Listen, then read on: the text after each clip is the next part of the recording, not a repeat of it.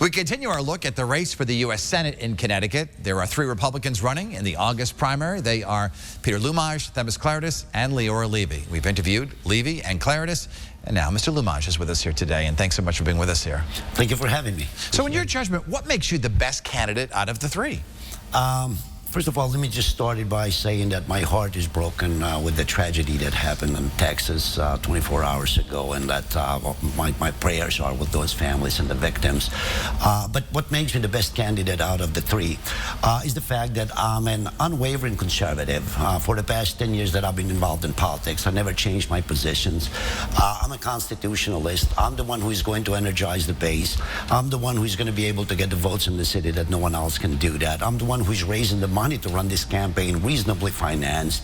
I'm the one who is going to get the Eastern European bloc to vote Republican for the first time. So I'm bringing to the table more than anyone else in this race, and I think that's what makes me the best candidate. In addition to that, I think I'm the only one who is going to have the backbone, the character, and the fortitude to go after Blumenthal.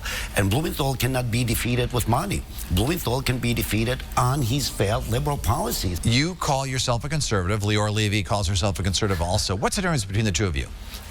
Look, that is for the voters to determine that, but in 2016... No, but in your opinion, what do you think? Yeah, well, until 2016, she was not a conservative. I mean, she became a conservative. I think, you know, eventually what we have is 3 candidates. One of them who is openly center-left. Then you have Peter Lumaj, who is a true conservative, unwavering conservative. And you have the other one who will tell you what you want to hear because it's the primary. You mentioned the terrible school shooting in Texas. If you were senator right now, what would you propose be done to prevent future school shootings? Well, I wouldn't do what Chris Murphy did. He became a drama queen in the state Senate. That's an embarrassment. He was taking advantage of this tragedy, trying to raise money as he did when we had the tragedy in Las Vegas. That's one thing they shouldn't do, take advantage of this for political reasons.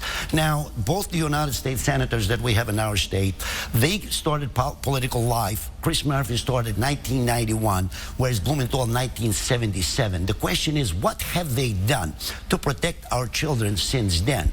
If I think what we have to do, without turning this into a political issue, what we have to do, we have to protect our kids. We protect the president with guns. We protect the vice president. We protect the governor. We protect the institutions. Why don't we have school safety officers protecting our kids, and they should be armed? We have retired police officers who would do that, military people who would do that, and would perform that job outstandingly. We just have to give them a chance. So you believe every school should have an armed guard outside of it? Elementary school, high school, middle school? I don't think that the elected officials who have armed guards 24/7 protecting them are more important than our children. So I maintained this position since 2018 when I was in your show, actually, and we debated the gubernatorial, that was a gubernatorial debate, and I maintained that position. So for Christ's sake, let's get this thing done properly and defend and protect our kids from this madness that is going on. You said you're pro-life, but what kind of abortion should be allowed?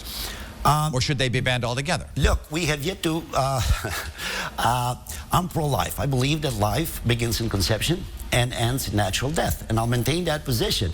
Now, are there exceptions? We have to allow the states to handle this issue in accordance with the 10th Amendment, and that's what's going to happen most likely with Roe v. Wade. It's not going to be reversed, but it's going to be sent to the states and allow the states to define what the definition of life is. When does it begin? When does it end? And each state decide in accordance with their the voters' will. And personally, I'm pro-life. Begins at conception, ends natural death. But you believe there should be exceptions, and what should those exceptions be? Well, those exceptions, I mean, when I hear the Democrats or the liberals say that, what if someone is a victim of rape? Okay, we'll give you that one. What if someone is disabled? We'll give you that one. What if someone, but the question should be, when will the Democrats come to their senses that I am pro-choice, meaning that giving the kid a choice to live? Can any one of these Democrats tell me that they are pro-choice to give this unborn baby a choice to live at one point? Deal with the exceptions, but generally speaking, this issue has to be brought within the confines of commonsensical solution. We don't have a commonsensical solution to this. U.S. senators have to approve Supreme Court nominees that are given to them by the president. Yes. Would you have approved Ketanji Brown Jackson?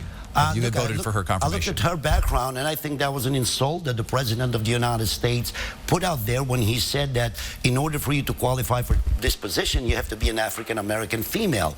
That means that you excluded all the white females who may have been qualified for that. You excluded all the white males. You excluded all the black males. In other words, you excluded 96% of the population from applying for this job. That should not be a requirement for your Supreme Court justices. The requirement should be that you are a constitutionalist, that you are there to interpret the Constitution in accordance with what the law requires, and that you maintain those positions. A pigmentation or gender should not be a qualification for that job. So therefore, I would not have voted for her based on that, and based on the fact that she has a very lenient and liberal position when she was in lower federal court. Peter Lumaj, Republican candidate for U.S. Senate. We will see you a little bit later on in the season during a debate. Thank you very much. Appreciate it. Thank you. And as you know, we've already interviewed Leora Levy and Themis Claridis. Those interviews you can watch right now on the WTNH app or WTNH.com. Just ahead, our positive vibes honoring war heroes with medals they should have received decades ago.